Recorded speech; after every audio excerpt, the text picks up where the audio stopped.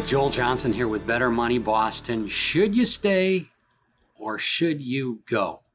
That's the big question when you get an early retirement offer or when you're just thinking about retiring early. Should you stay with the company? Should you continue to work? Or should you go off on your own? Maybe you don't want to completely retire. Some of our clients actually retire from their main job and then go work for a job that they love just because they want something to do.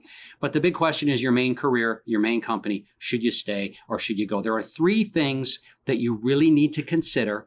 And at the end of our little segment today, I'm going to give you the offer to get a book called Should You Stay or Should You Go? All the things that you need to consider before you retire early.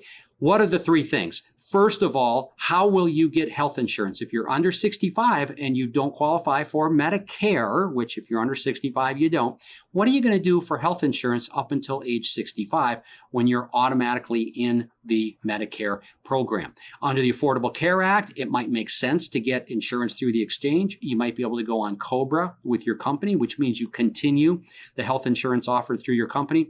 But that's a big question you've got to answer because it could be a huge expense in retirement. The second question you want to answer is, what are the implications of Social Security? When should you collect? When do you not want to collect? If you trigger Social Security and then you go work somewhere else, are you going to trigger a penalty on that Social Security where you have to give some of it back? So again, you want to do a full financial analysis and preferably by a professional that's a fiduciary that can act in your best interest to make sure you've thought all the things through.